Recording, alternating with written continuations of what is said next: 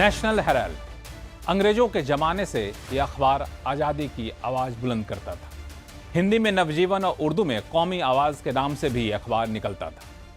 यह अखबार तो बंद हो गया, लेकिन नाम आज भी जिंदा है और शायद पहले से ज़्यादा सुर्खियों में, क्योंकि आज ये नाम भ्रष्टाचार के आरोपों के लिए चर्चा में है। एनफोर्समेंट डायरेक्टरेट यानी ईडी ने इस मामले में 12 साल बाद अब चार्जशीट दाखिल कर दी है। चूंकि इस चार्जशीट में सोनिया गांधी और राहुल गांधी को आरोपी बनाया गया, तो देश भर में कांग्रेस के कार्यकर्ताओं ने धरना प्रदर्शन शुरू कर दिए। कांग्रेस और भाजपा की तरफ से तीखी बयानबाजी शुरू हो गई। लेकिन सवाल उठता है कि ये क्या भ्रष्टाचार के खिलाफ लड़ाई है या फिर बदले की कार्रवाई है? आज आवाज अड्डा में करेंगे इसी पर खास चर्चा। नमस्कार, मैं हूं लक्ष्मण राय और हमारे साथ चर्चा में शामिल होंगे विशेष मेहमान। उनसे आपका परिचय कराऊं, लेकिन सबसे पहले ये पूरा मामला समझना बेहद जरूरी है, क्योंकि ये मामला उतना सुलझा हुआ नहीं है जितना कि दिखाया जा रहा है। आइए सबसे पहले समझते हैं कि पूरा हेराल्ड केस है क्या। ये जो हेराल्ड केस है उसका नाता रिश्ता 1938 से जुड़ा हुआ है, जब नेशनल हेराल्ड नाम से एक अखबार शुरू किया गया था। यह अखबार आज़ादी के समय में स्वतंत्रता सेनानियों की आवाज़ बुलंद करता था और उस अखबार को शुरू करने वाले थे पंडित जवाहरलाल नेहरू, जिन्होंने इसकी स्थापना की थी। लेकिन इसका मालिकाना हक जो है एक कंपनी के पास था। उस कंपनी का नाम है एसोसिएट जर्नल्स लिमिटेड यानी एजेएल। उसके पास उस अखबार का मालिकाना हक था, यानी कंपनी अखबार निकालती थी।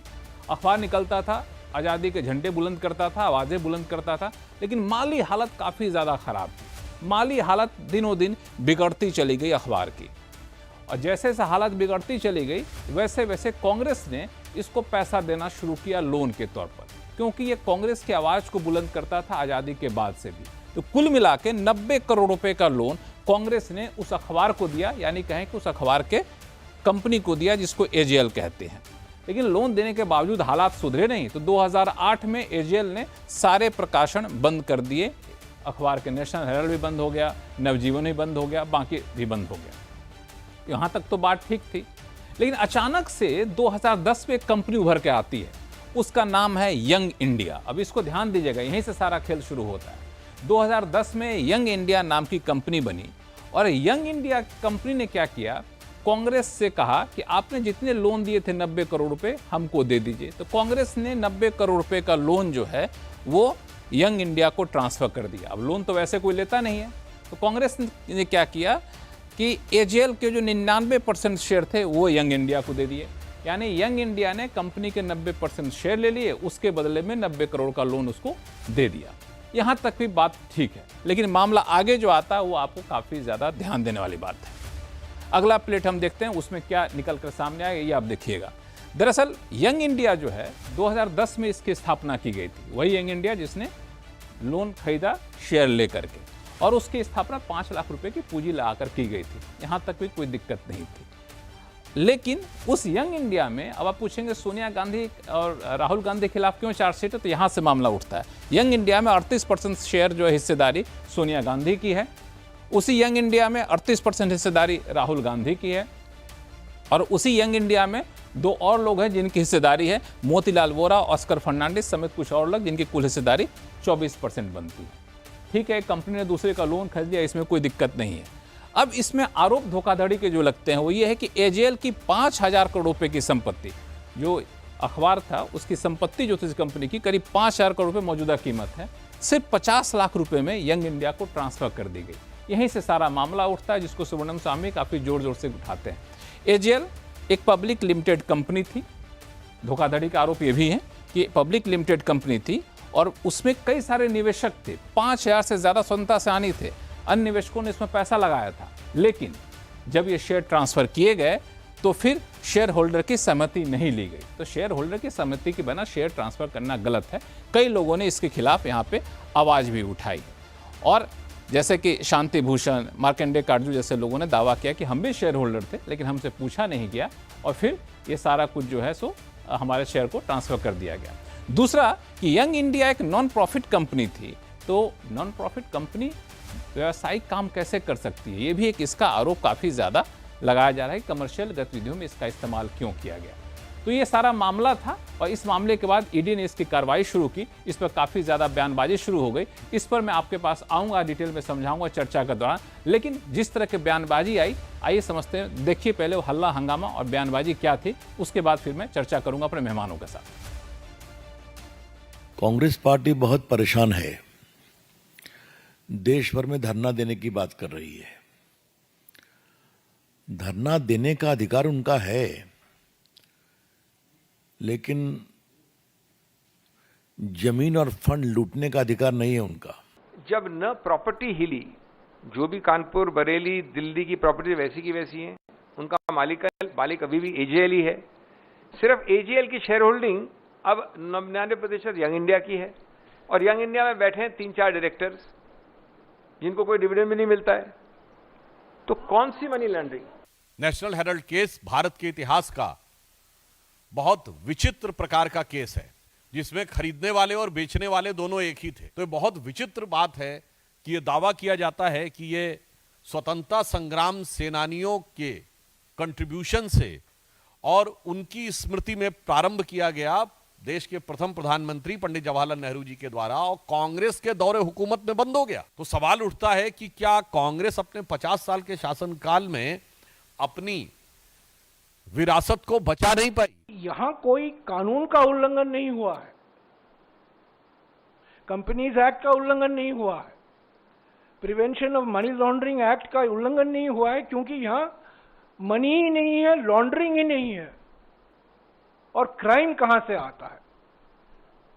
क्राइम यही है कि दो व्यक्ति जिनकी मानसिकता आपराधिक मानसिकता है, वो इस फेक नैरेटिव चला रहे हैं। क्योंकि मेक इन इंडिया तो विफल हो गई है, पर वो मानते हैं कि फेक इन इंडिया चलाओ। ये फेक नैरेटिव चला रहे हैं कि क्राइम हुआ है। कांग्रेस ने ईडी बनाई थी और आज ईडी की वजह से ही उन्हें भी परेशानी का सामना करना पड़ा है। एक बहुत बड़े जर्नलिस्ट से मेरी जब बातचीत हुई तो मैंने यही कहा था कि बहुत सारे इकोनॉमिक ऑफेंसेस को देखने के लिए संस्थाएं हैं, इनकम टैक्स डिपार्टमेंट है, और भी ऑफेंसेस देखने के लिए संस्थाएं हैं। ईडी की जरूरत क्या है? ईडी जैसे विभाग को समाप्त कर देना चाहिए। तो देख लिया आपने, जिसकी बात सुनिए लगता है वही सही बात कर रहा है, लेकिन सच्चाई आखिर क्या है? आज आवाज अड्डा में इसी पर चर्चा करने के लिए हमारे साथ विशेष मेहमान जुड़े हैं। बीजेपी के प्रवक्ता हैं विजय शर्मा जी, कांग्रेस की प्रवक्ता है महिमा सिंह जी, सत्येंद्र के फाउंडर हैं आशुतोष जी, और वरिष्ठ पत्रकार हर्षवर्धन त्रिपाठी जी हमारे साथ जुड़ चुके हैं। आप सभी मेहमानों का बहुत बहुत स्वागत है। इस बीच हमारे साथ जुड़ रहे हैं सुब्रमण्यम स्वामी साहब, जो विशेष मेहमान इस शो के। उन्होंने इस पूरे मामले को उठाया था 2011-12 में। तो सबसे पहले उनसे बात करते हैं, फिर आप लोगों के पास आऊंगा मैं। सुब्रमण्यम स्वामी साहब, आज तो आप बेहद खुश होंगे कि अब ईडी ने आखिरकार देर से ही सही चार्जशीट यहां पे जारी कर दी है। चूंकि ये मामला पूरा आपने उठाया था, तो आपको इसमें घोटाला कहां नजर आया? जी, क्या हुआ था कि आज़ादी के आंदोलन के समय में तो इस अखबार की जो खबरें आती थी उस पर बड़ी दिलचस्पी थी सबकी, और हमारी स्वाधीनता के पश्चात अनेक जो पत्र आने लगे, कोई समाचार पत्र आने लगे, और वो यानी वो उसमें उनमें कोई बंधन भी नहीं था समाचार देने में। तो इसमें ये फीका पड़ गया, ये नेशनल हेराल्ड जिसको कहते हैं, और उसकी जो सर्कुलेशन थी वो कम होते गया और ये लॉस में जाने लगे। फिर कांग्रेस पार्टी उसको पैसा देती थी, तो इस तरीके से वो जिंदा रहते थे। परंतु मुझे लगता है कि दिन प्रतिदिन में 10,000 से ज़्यादा नहीं बिकती थी, ऐसा सिचुएशन था। तो तब ये फैसला हुआ कि इसको बेच देना चाहिए। उसमें मोतीलाल वोरा थे जो उस समय हेड थे, तो उनकी राय ये थी, और फिर धीरे धीरे सब लोगों ने मान ली। और फिर सवाल आया कि इसमें इसकी बड़ी बड़ी बिल्डिंग्स हैं जो बड़ी कीमती हैं, तो इसीलिए इसको किसी तरीके से अपने हाथ में रखें और सिर्फ समाचार जाएं, इसके लिए कोई व्यवस्था हो। तो तब जिस यंग इंडियन बनाया गया था, उसमें 5 लोग थे। उसमें मोतीलाल वोरा भी थे और ऑस्कर फर्नांडिस भी थे, और ऑफ कोर्स एक दो ये जैसे जो एक अमेरिका में उनका एक था, ऐसे लोग थे। परंतु मूलतः जो शेयर्स थे वो सारा सोनिया गांधी और राहुल गांधी के पास थे। तो उन्होंने उनकी पेड अप कैपिटल सिर्फ 5 लाख थी, और जो बिकने के लिए सबसे कम न्यूनतम दाम ये बिल्डिंग एसोसिएटेड जर्नल्स जिसमें जो छापती थी अखबार को, उसका इन्होंने मिनिमम 90 करोड़ लगाया था। वैसे उसकी मेरी राय में कीमती 5,000 करोड़ होगी। तो लेकिन इन्होंने इसको 90 करोड़ करके बेचने के लिए जो भी अप्लाई किया उनमें ऐसे कंडीशंस लगाए कि वो आ नहीं सके, या उनको धमकाया, उनको बाहर कर दिया। तो उसके बाद जो सोनिया गांधी राहुल गांधी की कंपनी थी यंग इंडियन, उन्होंने उसको लेने के लिए कर्जा ली हवाला से, और उस कर्जा के आधार पर और न्यूनतम दाम लगा करके कुछ 90 करोड़ ऐसा कुछ उसको लगा करके इन्होंने उसको खरीदा। उसमें कांग्रेस पार्टी की भी योगदान थी, क्योंकि कांग्रेस पार्टी के जो कर्जा पड़ी हुई थी उस सबको कांग्रेस पार्टी ने इन्हें ख़त्म कर दिया था, तो इनके पक्ष में।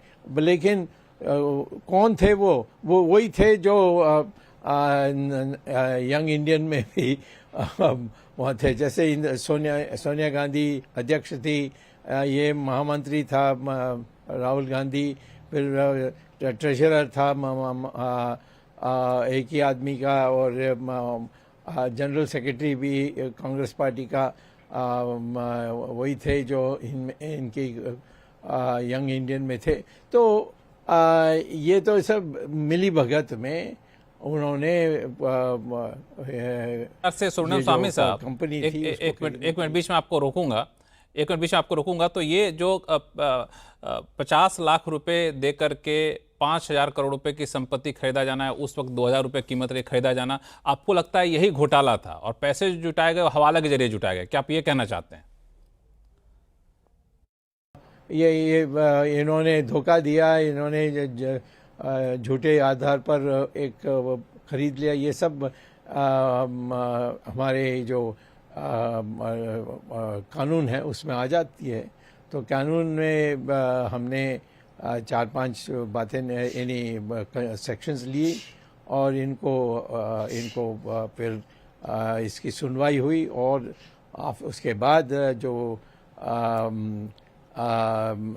मैजिस्ट्रेट थी, और मैजिस्ट्रेट महिला थी, बड़ी होशियार वाली थी और बड़ी साहसी, उन्होंने एक बहुत सुंदर जजमेंट दिया कि इसमें क्रिमिनल प्रोसीडिंग्स होनी चाहिए।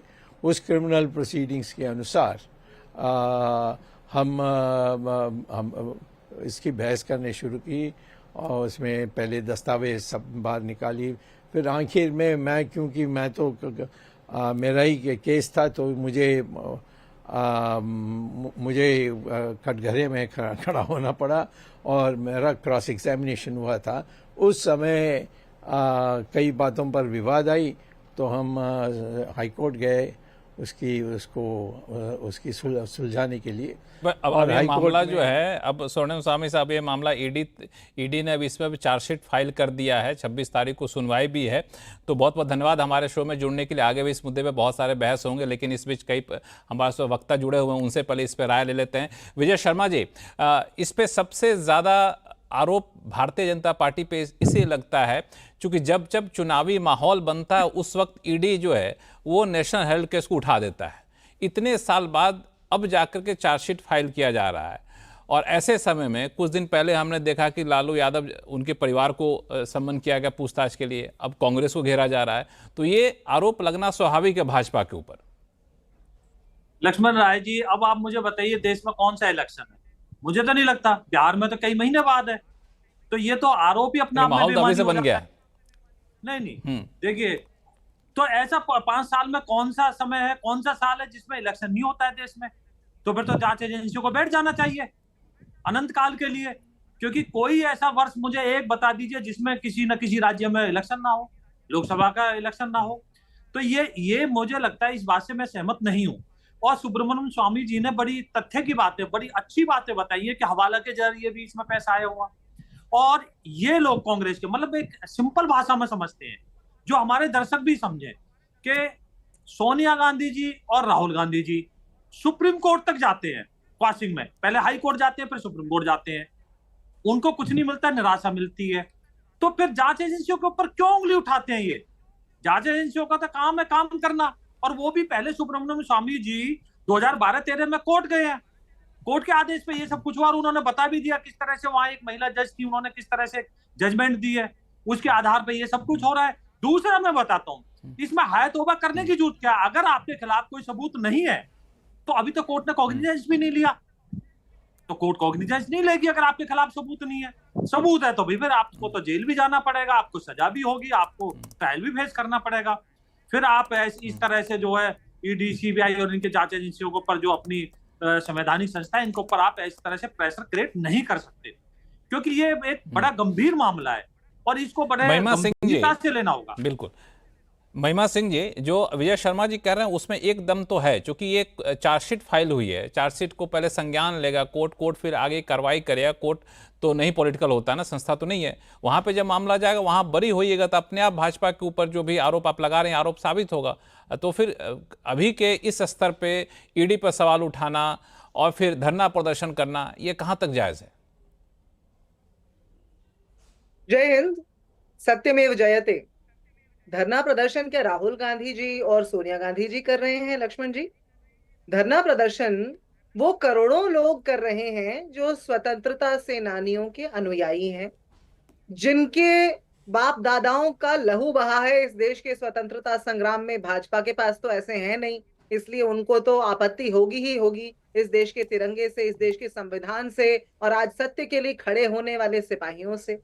तो इसलिए आपका ये जो प्रश्न है, इसका बिल्कुल सिरे से खंडन करती हूँ, और सबसे पहले 2-3 बातें दुरुस्त कर देना चाहती हूँ, क्योंकि मैं एक मिनट महिमा जी, आपको बीच में रोक दूं, अगर आप बीच में थोड़ा सा रोक दूं, आपको सही कर दूं मैं, कि ये जो आप कह रहे हैं कि सोनिया गांधी, राहुल गांधी धरना प्रदर्शन कर रही हैं, क्या आपको बता दूं कि कांग्रेस पार्टी की तरफ से ही ये बयान जारी किया गया था, उनके आधिकारिक लेटर हेड पे लिखा गया था कि इसके खिलाफ सारे स्थानीय ऑफिसेज में, एडीए कार्यालय पर सारे कार्यकर्ता धरना प्रदर्शन करेंगे।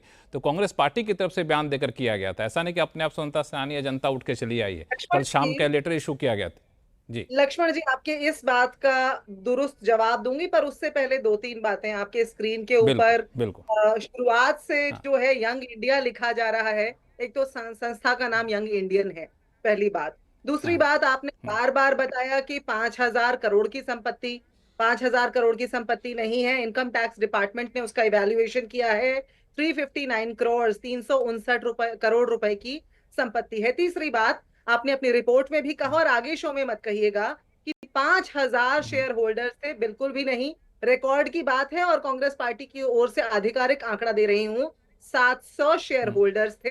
ईजीएम की गई, ईजीएम करके वो जो कर्ज था उस कर्ज को शेयर्स में तब्दील किया गया, और 701वां शेयर होल्डर यंग इंडियन बना। अब आपकी बात पे आ जाती हूं। अभी आपने बोला कि आधिकारिक बयान जारी किया गया था।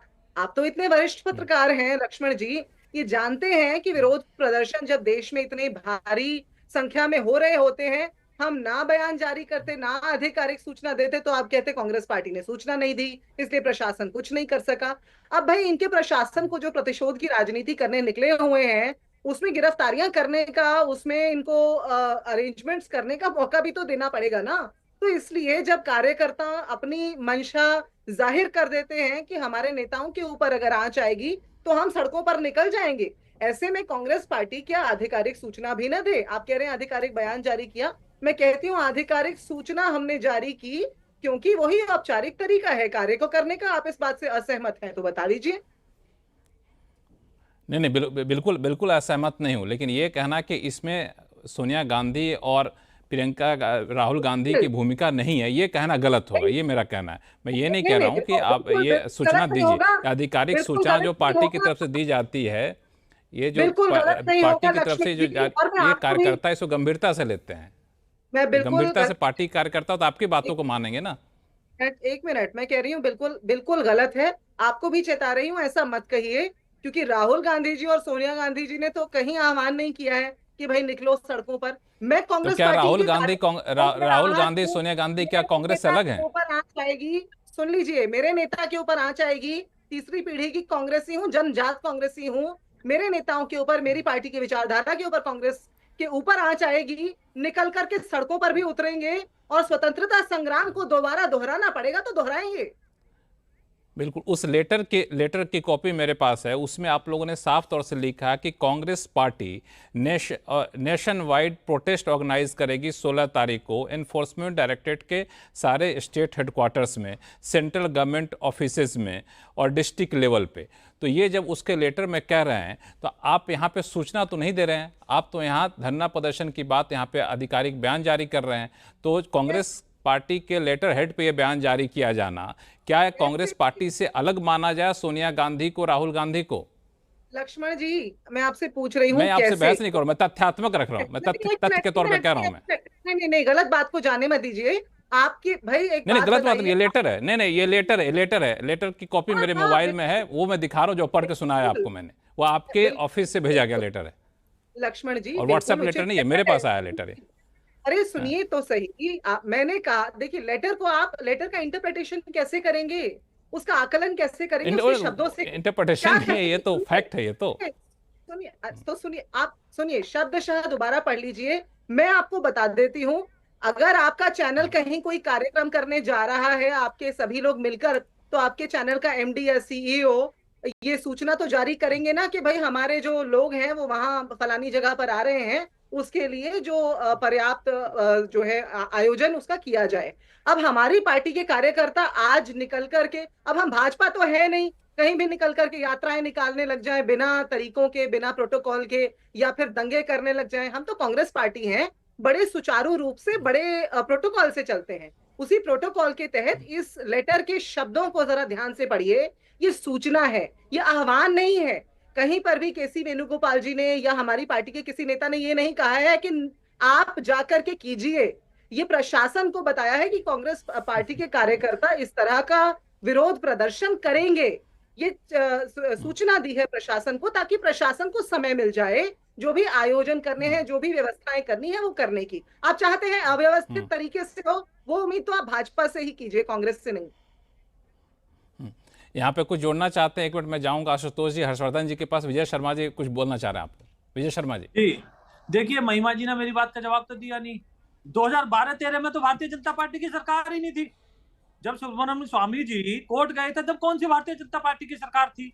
और फिर आप क्वासिंग में गए हो, दिल्ली हाई कोर्ट गए हो, सुप्रीम कोर्ट गए हो, क्यों आपकी बात नहीं सुनी गई? अगर भारतीय जनता पार्टी इतना ही सब कुछ आपके साथ गलत कर रही है, तो आपका तो अपने आप को संविधान से ऊपर समझना एक मौलिक अधिकार मानते हो आप। कोई भी मामला हो, किसी भी तरह का मामला हो, ना आप सुप्रीम कोर्ट को मानते हो, ना हाई कोर्ट को मानते हो, ना किसी एजेंसी को मानते हो। अगर आप एजेंसी के ऊपर विश्वास हो आपको, अगर सुप्रीम कोर्ट के ऊपर आपको किसी तरह का विश्वास हो, हाई कोर्ट के ऊपर हो, न्यायालय, महिमा सिंह जी जवाब देंगे आपको। महिमा सिंह जवाब दे दीजिए। ना करते, आप कहते ठीक है हम कोर्ट में जाएंगे, लड़ाई लड़ेंगे। हमारे यशस्वी प्रधानमंत्री 8 घंटे एसआईटी के सामने बैठते हैं। आप मुझे बता दीजिए, मैं चुनौती देता हूं आपको, भारतीय जनता पार्टी का कोई भी ऐसा लेटर कि हम सड़कों पे उतरे हो। भाई न्यायालय के आदेश पे एक चार्जशीट फाइल होती है, आप जाइए, आपके पास तो फौज है अच्छे वकीलों की, न्यायालय के सामने आप रखो दलील जितनी रखनी है। सुप्रीम कोर्ट के पास आप गए। ठीक है विजय शर्मा, 2 मेहमान हमारे इंतजार कर रहे हैं, मैं उनके पास जाऊंगा। एक मिनट संक्षिप्त में बात है कि फिर आगे आपके पास आऊंगा। महिमा जी संक्षिप्त में आप जवाब दे दीजिए, फिर मैं आशुतोष जी, हर्षवर्धन जी के पास जाऊंगा। ये देखिए जरा, भाजपा के प्रवक्ता की बातें कितनी हास्यास्पद है। पहली बात तो ये संविधान का जब नाम लेते हैं तो हमें गोलवलकर, हेडगेवार, वो सब लोग याद आ जाते हैं जिन्होंने संविधान के ऊपर प्रश्न उठाए थे और ये कहा था इस संविधान को हम मानेंगे ही नहीं, मनुस्मृति हमारा संविधान होना चाहिए। ये जब जब बात करते हैं तो हमें वो तिरंगे को अपशगुनी कहना भी याद आ जाता है गोलवलकर का। महिमा तो जी, फिर इसलिए उसके साथ में हमें 42वां संविधान की संशोधन भी बात याद में मैंने रखिए। हस्तक्षेप नहीं किया था। 42वां मुझे मेरी संशोधन बात करके पूरी किस तरह करने से दें लक्ष्मण जी। संविधान को आप कुचला गया, उसको भी याद एक मिनट कीजिए। महिमा जी को अपनी बात पूरी करने दीजिए। महिमा जी को अपनी आईना बात पूरी करने दिखने दीजिए। लगा तो इतना बुरा मान गए, आईना दिखाई दिया तो इतना बुरा मान गए। ये देखिए, ये जो बोल रहे हैं ना कि आज तक भाजपा ने किया हो, अरे भाई जिनके कर सेवकों ने चढ़ के बाबरी मस्जिद तोड़ दी हो, वो भी बाबा साहब के परिनिर्वाण दिवस के दिन, जिनके कार्यकर्ताओं ने यात्राएं निकाली हो, अर्धनग्न हो के सिलेंडर सिर पे रख के प्रदर्शन किए हो, वो लोग आज हमें ये बताना चाह रहे हैं कि इन्होंने क्या किया क्या नहीं किया इतिहास में। जब ये पूछते हैं 70 साल में कांग्रेस ने क्या किया, तो 70 साल में कांग्रेस ने जो किया वो तो जग को विदित है, लेकिन भाजपा ने क्या किया वो आज भाजपा को आईना जरूर दिखाई देने की आवश्यकता है कि भाजपा ने इन 70 सालों में यात्राएं निकालने के, विरोध प्रदर्शनों के अलावा जब जब इनके नेताओं के ऊपर आंच आई तब तब कहां इन्होंने एक प्रदेश से दूसरे प्रदेश तक यात्राएं की, वो सारा इतिहास आज मौजूद है। और रही बात आज इस केस की, अभी तो बहुत सारे अभी आरएसएस की संपत्ति कैसे बढ़ गई 11 सालों में इतनी ज्यादा, वो भी खुलेगा। चुनावी बॉन्ड को तो पिछले साल ही असंवैधानिक घोषित कर दिया गया था, आपको याद होगा। तो इसलिए भाजपा के प्रवक्ता को हम क्या उत्तर दें और हमारी जो कानूनी प्रणाली में किस प्रकार की हमारी रणनीति है, कि भाजपा के प्रवक्ता को क्यों बताएं। हम बस इतना बता रहे हैं कि देश के माहौल को बिगाड़ने का काम, प्रतिशोध की राजनीति का काम जिस प्रकार से भाजपा कर रही है, क्योंकि ना मनी है ना लॉन्ड्रिंग है जैसा रमेश जी ने बताया, लेकिन ये लोग अब हर्षवर्धन जी, ठीक है महिमा जी, आपकी बात फिर आपके पास फिर आऊंगा विजय जी, आऊंगा। दो मेहमान को मैं शामिल कर लेता हूं, फिर आपके पास आऊंगा मैं। हर्षवर्धन जी, कांग्रेस की प्रवक्ता कह रहे हैं कि ना मनी है ना लॉन्ड्रिंग है, फिर इतना हंगामा क्यों? देखिए लक्ष्मण जी, सबसे पहले तो ये कि आप खुद ही बिजनेस चैनल में हैं और आप इतने इकोनॉमिक पॉलिसी को देखते हैं। किसी के भी शेयर होल्डिंग का ऐसा ट्रांसफर आपको आज तक के इतिहास में दिखा है क्या? किसी के भी कॉर्पोरेट अफेयर्स मिनिस्ट्री की वेबसाइट पर कोई ऐसा, मैंने कोशिश की, मुझे ऐसे नहीं दिखा। कौड़ियों के भाव में कुछ लोगों के बीच में, आप उसको इनसाइडर ट्रेडिंग कह लीजिए, आप उसको गलत तरीके से कुछ शेयरों को खरीद फरोख्त कह लीजिए, और संपत्ति का कितना है 359 करोड़ बता दिया महिमा जी ने, ठीक है, काफी अच्छा है कि तैयारी करके उन्होंने अपना पक्ष बताया, लेकिन 2000 करोड़ की संपत्ति तब का आकलन है, 5000 करोड़ अभी लोग कह रहे हैं। और चलिए वो सब हटा दें, बहादुर शाह जफर मार्ग पर, आईटीओ पर और मुंबई में, ये लखनऊ में, इन जगहों पर कोई 1000-2000 करोड़ में वो संपत्ति दिला दे, अभी तो सब कुछ है सामने। तो रियल एस्टेट तो ओपन मार्केट जैसा चलता है, लेकिन मूल बात करनी चाहिए। मूल बात पहली, अदालत में जाने के बावजूद सोनिया गांधी जी और राहुल गांधी जी को कहीं से भी कोई रियायत नहीं मिली। जिसको कहते हैं ना, चलो कोई रियायत मिल जाती, वो कहते कि हाँ ठीक है, कोई मामला बनता नहीं है, लेकिन चूंकि लोगों का संदेह हो रहा है तो इसलिए इसको दूर करते हैं, ऐसा नहीं कहा उन्होंने। फिर क्या है, एक अखबार जो आजादी के लिए था, आजादी की लड़ाई के लिए था, एक पार्टी जो आजादी की लड़ाई के लिए थी, क्या हुआ? आज वो वाली कांग्रेस कहाँ है? अब आशुतोष जी को हमसे ज्यादा वो ध्यान में होगा, इतिहास उठाइए तो एओ ह्यूम से जो पार्टी चली थी और उस पार्टी में छिन्न भिन्न होते हो, पता ना IOR पता नहीं क्या क्या, उसमें भी टूटते कितने चले गए। तो असली वाली कांग्रेस तो कहाँ, इंदिरा जी को कांग्रेस से निकाल दिया गया था, फिर वो अपनी बना ले गई थी, पूरी की पूरी पार्टी इधर से उधर हो गई थी। अभी आप जो इधर देखते हैं मोदी शाह युग में, तो कहते रहिए एक विधायक पे बना लिए, पता नहीं पूरी की पूरी पार्टियां उधर हो गई। तो कांग्रेस पार्टी और कांग्रेस के जो उस वक्त अखबार चल रहा था आजादी के लिए, उसका दुरुपयोग। और मुझे तो बड़ा आश्चर्य होता है कि गांधी परिवार को ऐसा क्या लालच आ गया था। अगर एसोसिएटेड जर्नल की भी रहती तो भी तो संपत्ति तो उन्हीं के कब्जे में रहने वाली थी। बड़ा अच्छा कपिल सिब्बल जी कह रहे हैं, सारे बड़े विद्वान लोग कह रहे हैं इधर गई ना उधर गई, तो सही बात है।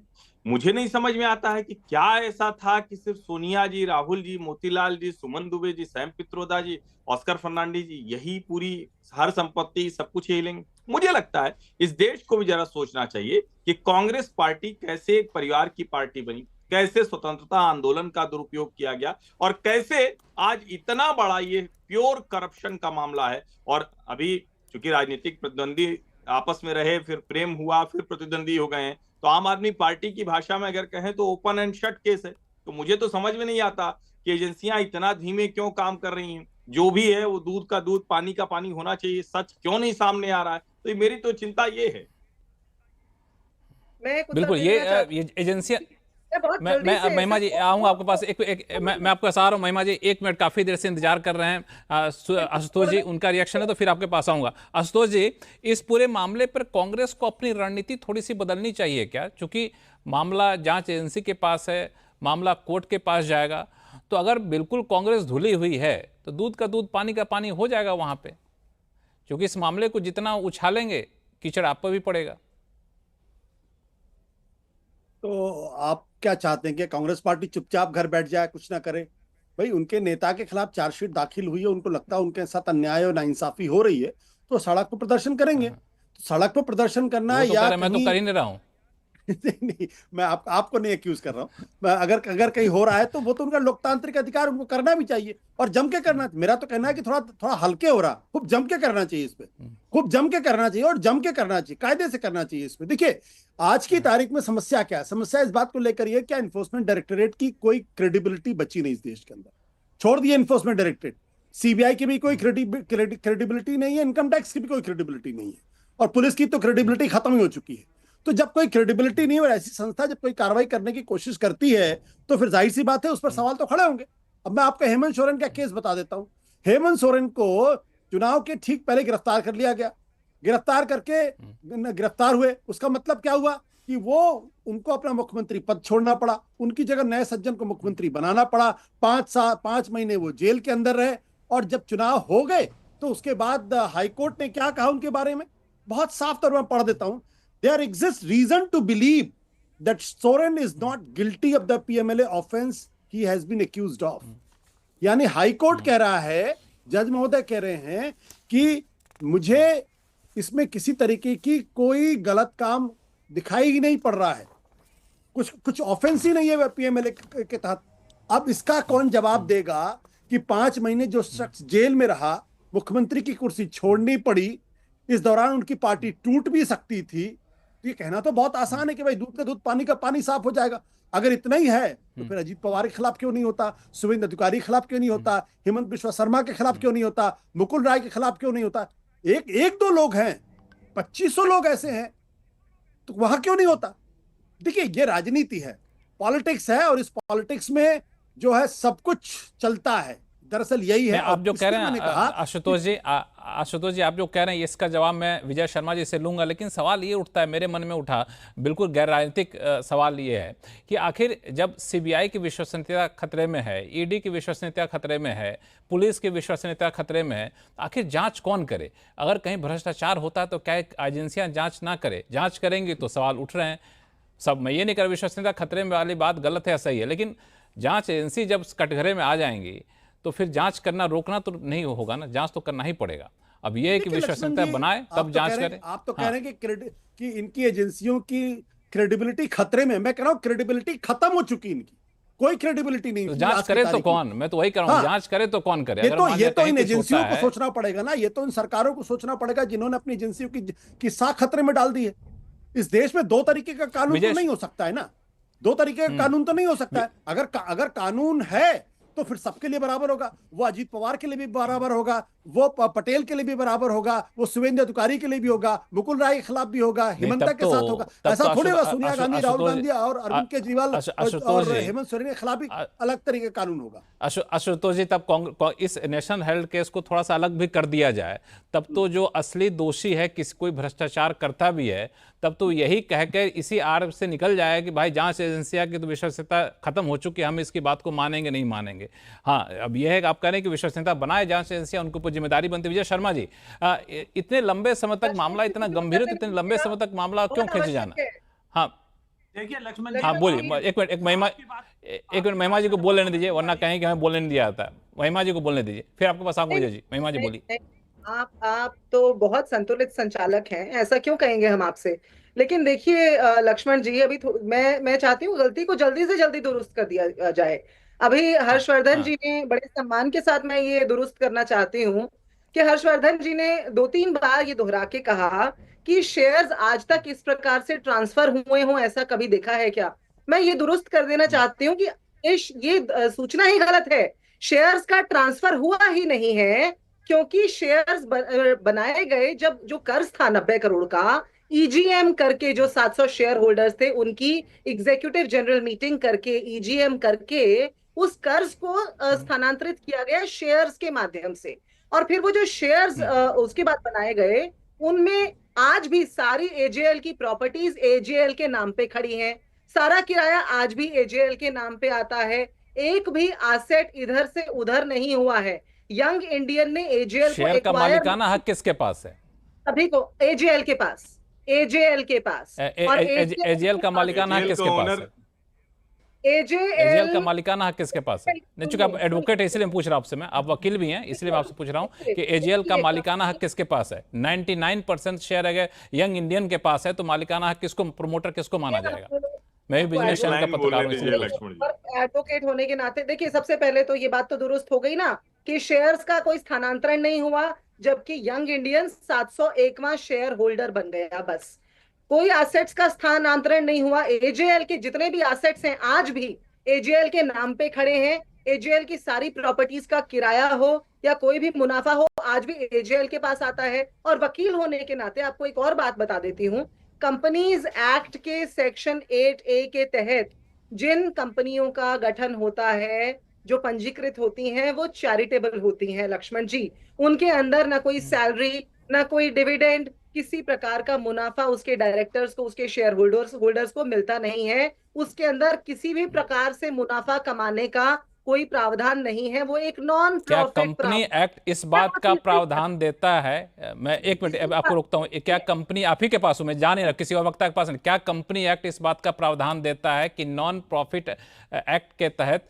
कंपनी का गठन किया जाए, वो कंपनी किराए पर अपनी बिल्डिंग को चढ़ा दे? दोबारा बोलिए अपना प्रश्न। क्या कंपनी एक्ट अगर नॉन प्रॉफिट ऑर्गेनाइजेशन के तहत किसी कंपनी का गठन होता है तो क्या वो कंपनी अपनी प्रॉपर्टी को किराए पे कमर्शियल इस्तेमाल के लिए दे सकती है? ऐसा किसने किया है? किसने किया है पासपोर्ट ऑफिस ऐसा? कहाँ पे? आप ये दिल्ली का सुनिए, पासपोर्ट ऑफिस कहाँ पे? बात सुनिए, नेशनल हेल्थ वो तो बिल्डिंग में। सुनिए, मैं आपको बता देती हूँ ऐसा किसने किया और बार बार किया है। मैं आपको बता देती हूँ, ये जो मामला है उसमें तो ऐसा, देखिए मैं फैक्चुअली सवाल पूछ रहा हूं, मैं पॉलिटिकल सवाल आपसे नहीं पूछ रहा हूं। मैं हमारे लिए आप भी बराबर हैं, विजय शर्मा जी बराबर हैं। मैं बिल्कुल फैक्चुअली, चूंकि हो सकता है मैं फैक्चुअली गलत, दुरुस्त कर दीजिए मुझे, आपने दुरुस्त किया कई मोर्चे, दुरुस्त कर दीजिए। मैं आपको फैक्चुअली और एक्चुअली दोनों तरीके से बता देती हूँ। फैक्चुअली और एक्चुअली नहीं, फैक्चुअली मत बताइए, फैक्चुअली बताइए। एक्चुअली सब्जेक्टिव हो सकता है। जो कई एकड़ जमीन जो नाम कर दी गई थी ना आरएसएस के कर्नाटक में, वो नहीं किया जा सकता है बिल्कुल। आरएसएस का जो आज 150 करोड़ का पॉलिटिकल चलेंगे, अब आप पॉलिटिकल चलेंगे, ठीक है। महिमा जी ऐसा करते हैं, थोड़ा विजय जी को ले आते हैं, बहुत देर से आप बोल रहे हैं। महिमा जी एक मिनट रुक जाइए, बहुत बात है आपके दर्शकों को अच्छी लगेगी सुनने में। हर्षवर्धन जी ने कहा कि दिल्ली के उस इलाके के अंदर कितने की प्रॉपर्टी हो सकती है। दिल्ली के उस इलाके के अंदर आरएसएस का 150 करोड़ की लागत से अभी एक हेडक्वार्टर बना है। ये हजारों करोड़ की बात आपने रडार घुमा दिया, रडार घुमा दिया आपने। महिमा जी एक मिनट, हर जी एक लाइन बोल दीजिए, विजय शर्मा जी के पास जाऊंगा। हाँ ठीक है, महिमा जी आऊंगा, आपको पास आऊंगा। अब महिमा जी आपके पास आऊंगा। हर्षवर्धन जी एक लाइन बोल दीजिए। हाँ हर्षवर्धन जी सिर्फ एक लाइन हाँ, सिर्फ। एक लाइन बोल महिमा जी विद्वान प्रवक्ता हैं, वकील भी हैं, सब बड़ा अच्छा है।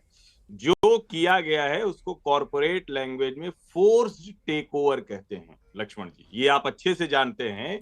यही तरीका होता है, ऐसे जो फोर्स्ड टेक ओवर होता है। और यहां तो मैं फिर कह रहा हूं, गांधी परिवार को ऐसा क्या लालच आ गया था इस संपत्ति को, तो चाहे इस बहाने से या उस बहाने से उनकी जेब में ही थी वो, फिर भी उसे लेने का लालच नहीं, लोभ नहीं छोड़ पाए। एक हर जी, विजय शर्मा जी कुछ बोलना चाहते हैं जी। अच्छा, आशुतोष जी भी इशारा कर रहे हैं बोलने के लिए। देखिए पहले मैं आशुतोष जी की बात का जवाब देना चाहता हूँ। इन्होंने ईडी और इनके ऊपर सवाल उठाए, चलो सवाल उठाओ।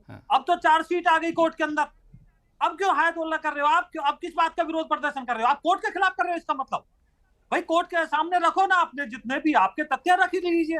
आप सुप्रीम कोर्ट तक पहले भी गए, 2012-13 में, मैं दोबारा रिपीट कर रहा हूं, हमारी सरकार ही नहीं थी जब कोर्ट में गए थे, जब ये मामला शुरू हुआ था। तो आप कैसी बातें, हास्यास्पद बातें कर रहे हो टीवी के ऊपर बैठ के।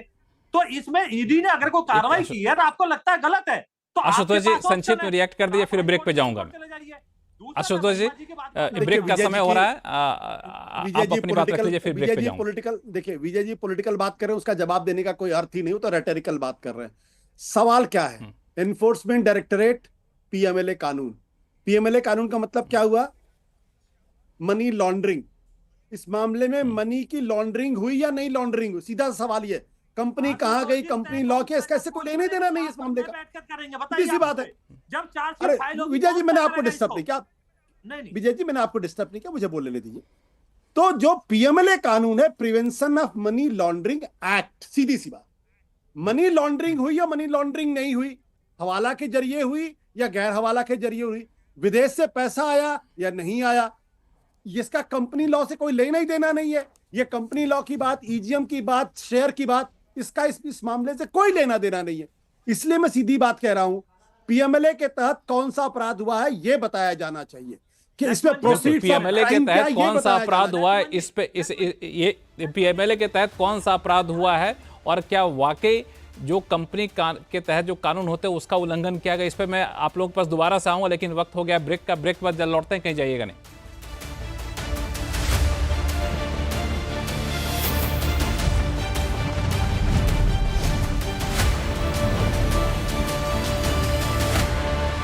कर रहे हैं कि नेशनल हेराल्ड मामले में ईडी की चार्जशीट के बाद आखिर इतना हंगामा क्यों मचा है? क्या ये बदले की कार्रवाई की वजह से है या फिर भ्रष्टाचार के खिलाफ लड़ाई है? विजय शर्मा जी, ब्रेक पे जाने से पहले आशुतोष जी ने बड़ा ही मूल सवाल उठाया कि इस पूरे मामले में की जड़ है कि मनी लॉन्ड्रिंग किया गया। आखिर मनी लॉन्ड्रिंग हुआ कहां, ये तो कहीं साबित है नहीं, आप क्यों मनी लॉन्ड्रिंग का आरोप लगा रहे हैं? आप म्यूट पे, विजय शर्मा जी आपकी आवाज नहीं आ रही है। देखिए लक्ष्मण जी, यही मैं बताना चाहता हूं, क्या कांग्रेस पार्टी इन बातों को लेकर हाई कोर्ट नहीं गई, सुप्रीम कोर्ट नहीं गई? क्या सुब्रमण्यम स्वामी की अभी बातें नहीं सुनी आशुतोष जी ने कि हवाला से पैसा आया था? क्या इन्होंने जो अपने एक्स लॉ मिनिस्टर थे उनकी बातें नहीं सुनी थी क्या? शांति भूषण जी की, उन्होंने भी कहा कि हमारी यहाँ सहमति नहीं ली गई। सुप्रीम कोर्ट के जो रिटायर्ड जज थे मार्कंडेय काटजू जी, क्या उनकी बातें इन्होंने नहीं सुनी क्या? तो ये प्रथम दृष्टया नजर आता है। और फिर दूसरा मैं कहता हूं, अब तो मामला कोर्ट के अंदर है, अब तो आपको गिरफ्तार भी नहीं किया ईडी ने, अब तो आपके खिलाफ सबूत दिए कोर्ट के अंदर, कोर्ट तय कर देगा। अगर आपको लगता है कोर्ट ने आपके साथ न्याय नहीं किया तो आप हाई कोर्ट चले जाना, सुप्रीम कोर्ट चले जाना। तो इस बात के ऊपर आप एजेंसी के ऊपर और न्यायालय के ऊपर एक महिमा जी को भी दिखाइए, वो भी कुछ बोलना चाहते हैं, कहीं दिखाइए विंडो में उनको। ये बहुत ज्यादा गलत बात है कि आप इस तरह की प्रेशर पॉलिटिक्स करते हो कि जब चार्जशीट फाइल हो चुकी है तो ईडी का तो काम खत्म हुआ। नहीं, विजय जी, आखिर कांग्रेस को भी तो कोई ना कोई मामला चाहिए ताकि उठ के दिखे कि हमारे भी कार्यकर्ता जिंदा हैं, उनके हौसला को बढ़ाए रखने के लिए, जैसा कि आशुतोष जी ने कहा था कि कांग्रेस को और जोर से उठाना चाहिए। मैं कहता हूं मुद्दे बहुत हैं। हाँ, महिमा जी कुछ बोल रही, महिमा जी जवाब देंगे, मैं क्यों जवाब दूं? महिमा जी जवाब देंगे, महिमा जी जवाब देंगे। करने वाली बातें क्यों करते हो, क्यों कानून हाथ में लेते हो? इन्हें कहिए, सुन भी लिया करें, ये ठीक बात है। देखिए, आपके शो में कम से कम 4-5 बार भाजपा प्रवक्ता बोल चुके हैं प्रेशर। ये भाजपा की बड़ी अजीब परिस्थिति है, ये बड़ी जल्दी प्रेशर मान जाते हैं। ये प्रेशर तो मानेंगे ही, क्योंकि 400 पार करते करते बेचारे 250 के आसपास सिमट गए, और फिर उसके बाद ये हमारे अकाउंट्स फ्रीज करने के बावजूद, गलत तरीके से असंवैधानिक चुनावी बॉन्ड इस देश पर थोपने के बावजूद, ये इन्होंने देखा कि कांग्रेस पार्टी तो 100 के 100 कम 1 पे आकर के ये पहुंच गए हैं, बिल्कुल बड़ी तेजी से बढ़ रहे हैं। तो आज भाजपा की प्रेशर जो बात है वो बिल्कुल दुरुस्त है, ठीक है। इसी बौखलाहट का नतीजा है इस तरह के केसेस। अब मैं 2 बिंदु आपको बड़े अहम दे देती हूँ लक्ष्मण जी, आप इसका उत्तर सुब्रमण्यम स्वामी जी से पूछना चाहिए था, दोबारा शो पर बुलाएं तब पूछ लीजिएगा, नहीं तो भाजपा के प्रवक्ता से तो पूछ ही लीजिए। मैंने पूरे शो में बड़े ध्यान से देखा, वो सुब्रमण्यम स्वामी जी की बातों पर बड़ा दबाव डाल रहे हैं।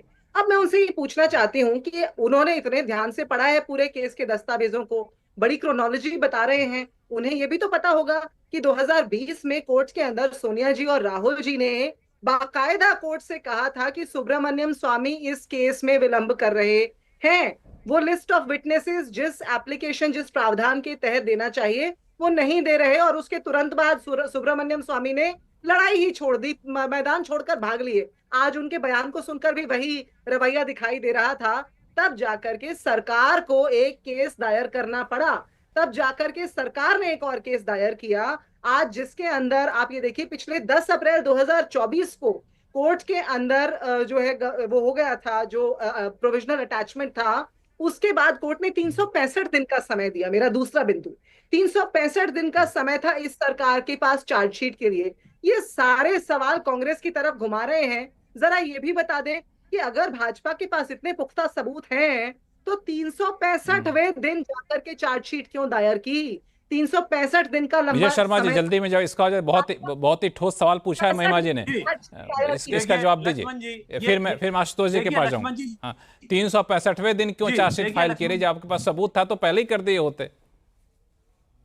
लक्ष्मण जी, ये सारी बातें तो ईडी जवाब देगी। एजेंसी में हमारा तो हस्तक्षेप होता ही नहीं है किसी भी तरह का। नहीं, आप भाजपा के प्रवक्ता भी, आप वकील भी हैं, बताइए। जी नहीं, देखिए 365 दिन का अगर आपको टाइम मिला है तो एजेंसी ने कर दिया, टाइमली कर दिया, उसने डिले कहां किया? इस बात पे आप कैसे कह सकते हो? आप अगर आज भी हर्षवर्धन जी कुछ करती है तो आप उंगली उठाते हो इलेक्शन है। भाई कैसे विचित्र बात है। आपको अगर एजेंसी को टाइम दिया गया, टाइम भी उन्होंने कर दिया, तो इसमें कौन सी आप बात उठा रहे हैं? मेहुल चोकसी गिरफ्तार हो गए, उसी का नतीजा हम यहाँ देख रहे हैं। नहीं महिमा जी, आपको सुप्रीम कोर्ट में क्या मिला? आपको हाई कोर्ट में क्या मिला? अगर आप कहते हो इस केस में दम नहीं था, मेहुल चोकसी और अडानी को भाग गए के लिए तो केस हो जाना चाहिए था, पासिंग आपकी एक्सेप्ट हो जानी चाहिए थी। आप 482 में गए थे, आपको मिला क्या? बताओ ना आप मुझे। अगर इतना वीक केस था आप प्रेशर में रहे, यही अच्छा है इस देश के लिए, यही अच्छा है कि लोकतंत्र का प्रेशर आप। ऐसा कहते हर्षवर्धन जी को बीच में ले आते हैं, क्योंकि आप लोगों की बहस रुकने वाली है नहीं, हालांकि आप लोग बहस करने के आदि भी हैं। हर्षवर्धन जी, ये एक सवाल बार बार उठ के आ रहा है कि जब इतना ठोस सबूत आपके पास है तो आप इतना लेट लतीफ क्यों कर रहे हैं? इतनी देर के बाद चार्जशीट फाइल किया जाना आपको भी मन में शंका पैदा करता है क्या, कि ऐसा ना हो कि इस ठोस सबूत के अभाव में ये केस कहीं तक ना पहुंचे और फिर राजनीतिक हंगामे का एक बहाना बन के रह जाए? देखिए लक्ष्मण जी, बड़े लोगों पर मामला अंत तक पहुंचता है, इसमें मुझे तो संदेह है। मैं तो बड़ा इसको लेके हमेशा संदेहास्पद रहता हूं कि इतने बड़े लोगों पर कोई सरकार हो, मतलब ये ऐसा नहीं है, अगर कोई भाजपा का भी बहुत बड़ा आदमी होता है, कांग्रेस की भी सरकार होती है तो बहुत कुछ होता है, नहीं होता है। और पहले तो एकदम ही नहीं होता था, आपस में एक दूसरे से मिल लेते थे। अभी मोदी सरकार में थोड़ा हो रहा है, जिसको पॉलिटिकल वेंडेटा कहा जाता है। लेकिन देश के मन में ये संदेह तो है, मेरे मन में भी है कि आखिर ऐसा क्या है कि 2012 का केस है और गांधी परिवार को अगर ईडी पूछताछ कर रही है। 2022 वाला याद है कि पूरा सब काला कपड़ा वपड़ा पहन के हंगामा करने लगे थे। और आशुतोष जी कह तो रहे हैं, आशुतोष जी तो बार बार कहते हैं, लेकिन आशुतोष जी के कहने से क्या होगा, ये तो टीवी की डिबेट में कह देंगे। प्रदर्शन करने के लिए, देश में बड़ा प्रदर्शन करने के लिए तो कार्यकर्ता चाहिए ना भैया देश भर में। आशुतोष जी के कहने से होगा क्या? वो तो कहने को तो कोई भी कहते, राहुल जी तो कहते हैं हमारे सारे घोड़े कौन से वाले, तो कौन बारात वाले, तो कौन रेस वाले, सब वो कहते हैं पूरी पार्टी भाजपा से मिली हुई है, सब संघी हो गए। तो ऐसे में वो करें क्या बेचारे? लेकिन मूल बात यह है, सबके मन में ये संदेह आता है, देश के मन में ये संदेह है कि भाई इतना समय क्यों लग रहा है, ये सवाल है। और एजेंसीज को इस पर बाहर निकलना है, पाक साफ होकर निकलना है। और मैं फिर कह रहा हूं, बड़े लोगों के मामले में आमतौर पर जो साफ दिख रहा होता है, जाते जाते जाते जाते लंबा समय, और फिर होता है कि अच्छा कुछ विशेष है नहीं, हो गया, निपट गया। कांग्रेस के समय में कितना कुछ मुलायम सिंह यादव के ऊपर लगा था, क्या क्या नहीं हुआ था सीबीआई का मामला। आज तो अखिलेश जी और राहुल जी दो लड़के हैं, अच्छी दोस्ती है, लेकिन अखिलेश जी के पिताजी को कांग्रेस ने रुला दिया था। अब देखिए सब गायब हो गया, कुछ पता ही नहीं चल रहा है कि क्या हुआ। लालू जी सजा याफ्ता है, उसके बाद देखिए ताल ठोक कर कह रहे हैं, उनके पक्ष में खड़े लोग कहेंगे परेशान किया जा रहा है। तो मुझे लगता है ऐसे मामले हैं जिसमें देश में संदेह पैदा होता है। सोनिया जी और राहुल जी पर अभी तक कोई पक्की पुख्ता कार्रवाई क्यों नहीं हुई, देश के मन में संदेह है। महिमा जी को जोड़ना चाहती हैं? महिमा जी, फिर मैं आशुतोष जी के पास चलूंगा। बड़ी जल्दी से मैं ये बोलना चाहती हूँ कि देखिए कितना रोचक है। एक तरफ भाजपा प्रवक्ता इस बात के प्रेशर में है कि कांग्रेस इतना प्रदर्शन क्यों कर रही है, दूसरी तरफ हर्षवर्धन जी कह रहे हैं कि अरे भाई इनके पास तो कार्यकर्ता नहीं है, कहाँ है। ये भाजपा की माने या उनके मित्र हर्षवर्धन जी की माने, ये बात बड़ी रोचक है। आज तो मानिए हर्षवर्धन जी की, हर्षवर्धन जी ने आपके पक्ष की बात की है कि यहाँ पे कार्रवाई नहीं होती है सिर्फ। आज तो कम से कम हर्षवर्धन जी के साथ रहिए महिमा जी। नहीं महिमा जी, मैं कह रहा हूँ कि चलिए आप हमें मित्र नहीं मानते, मत मानिए, लेकिन आशुतोष जी के हवाले से तो कुछ मानिए। मैंने उनको ही कहा था, हमारी उनकी बातचीत थी वो, कि वो इच्छा तो उनकी है लेकिन कार्यकर्ता तो चाहिए। नहीं माने भाजपा की माने कि कार्यकर्ताओं का प्रेशर बन रहा है, या आपकी माने कि राहुल गांधी जी की बात जो है वो कांग्रेस के ऊपर संकट है? तो कहते टाइम क्यों लगा दिया लक्ष्मण जी, समझ में नहीं आता। ये तय तो कर ले, इन्हें बोलना क्या है। जब केजरीवाल जी को अंदर जेल में ठोका था एजेंसी ने, तब यही लोग थे। इतनी क्या जल्दी है, इतनी क्या जल्दी है, इलेक्शन करने क्या है? आपको रास्ता दिखाएगा। और बाद में अब अगर थोड़ा टाइम लग गया एजेंसी का तो कहते हैं इतना टाइम क्यों लगा दिया। भाई आप तय कर लीजिए कि आपको कहना क्या है। अच्छा नहीं है, आप मुझे बताइए, एजेंसी को आप काम ही नहीं करने देते। एजेंसी के पास इतना काम है, इतने भ्रष्टाचारी लोग हैं देश में, 100-100 करोड़ 200 करोड़ लोगों के पास निकल रहे हैं। उड़ीसा में आपने देखा होगा कांग्रेसी के पास कितना पैसा मिला था, वेस्ट बंगाल में आपने देखा होगा कितना निकला था। ऐसा करते चर्चाएं चलती रहेंगी। गरिमा जी 10 सेकंड 15 सेकंड अपनी बात रखे, फिर आशुतोष जी के पास चलूंगा। बहुत देर से उनसे सवाल नहीं लिया मैंने। हाँ गरिमा जी। मैं भी चाहती हूँ आशुतोष जी की बात सुने। मैं तो बस भाजपा प्रवक्ता से कहना चाह रही थी कि प्रेशर ना लें भाई, ये तो कोर्ट देख ही लेगा जो देखना है कोर्ट में। आपकी बौखलाहट लोगों को भली भांति दिख रही है। आशुतोष जी, ये एक सवाल जो मैं लेके गया था हर्षवर्धन जी के पास, वही सवाल आपके पास लेकर आऊंगा। दरअसल ईडी का या फिर सीबीआई का जो भी सक्सेस रेट है ना, वो सक्सेस रेट बहुत कम होता है। इसे लोग सवाल उठाते हैं कि जब बड़े बड़े लोगों पर आप इतने जोर शोर से मामले को उठाते हैं तो जल्दी से निपटाइए, गवाही लाइए या फिर प्राथमिकता के आधार पर केस फाइल करिए। जब ये नहीं होता है, लेट लतीफ लग होता है, सालों लग जाते हैं चार्जशीट फाइल करने में, तब लोगों को शक होता है कि वाकई कुछ सबूत है या फिर वैसे ही कार्रवाई दिखावे की कार्रवाई होती है। लक्ष्मण जी, चूंकि जो आपने सवाल पूछा उसका मैं जवाब देता हूं। ये सवाल सक्सेस रेट का है ही नहीं, ये सवाल एजेंसी की इंटीग्रिटी और ऑनेस्टी का प्रश्न है। अब मैं आपको पिछले दिनों सुप्रीम कोर्ट ने बहुत सारे ईडी के मामलों में उनको लताड़ा लगाया, बहुत सारे मामलों में लताड़ा लगाया। मैं उसमें सिर्फ एक मामले का उदाहरण आपको देता। अरुणपति त्रिपाठी छत्तीसगढ़ के सीनियर आईएएस ऑफिसर थे, उनको 1 साल से ज्यादा जेल में रखा। सुप्रीम कोर्ट ने जो टिप्पणी की है वो दरअसल एनफोर्समेंट डायरेक्टरेट के कुछ अधिकारियों के खिलाफ तो कार्रवाई होनी चाहिए थी। सुप्रीम कोर्ट ने क्या टिप्पणी की है? Supreme Court, it is shocking that the ED knows the cognizance was quashed, yes this was suppressed, we should summon the officers, the ED must come clean. What kind of signals are we giving? Order taking cognizance is quashed and the person is in the custody.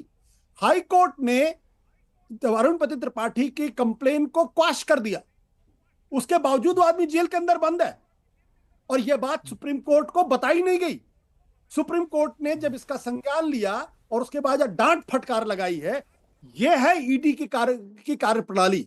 आप बताइए, supreme court तक को गुमराह करते, और विजय जी कह रहे हैं कि आप ईडी और कोर्ट के ऊपर आप क्यों सवाल खड़े कर रहे हैं? अरे भैया, सवाल ईडी पे नहीं खड़ा करें तो किसके ऊपर खड़ा करेंगे? इस तरीके की हरकतें उनकी, ये तो मैंने एक मामला भी दिया, इस तरीके के कई मामले ऐसे हैं पिछले दिनों। एक चीज और जो महत्वपूर्ण सवाल ये है कि अचानक पिछले 3 दिनों में ऐसा क्या हो गया? रॉबर्ट वाड्रा को बुला के एनफोर्समेंट डायरेक्टरेट जो है वो पूछताछ कर रही। मैं आपको बता दूं, 2014 के लोकसभा चुनाव के पहले रविशंकर प्रसाद जी ने दिल्ली में प्रेस कॉन्फ्रेंस की थी और उसमें यह कहा था कि दामाद मॉडल ऑफ डेवलपमेंट, और फिर उस वक्त उन्होंने पत्रकारों से कहा था कि सरकार बनने के 2 महीने के बाद रॉबर्ट वाड्रा जेल में होंगे। 11 साल हो गए, अभी तक रॉबर्ट वाड्रा जेल की तरफ नहीं गए हैं।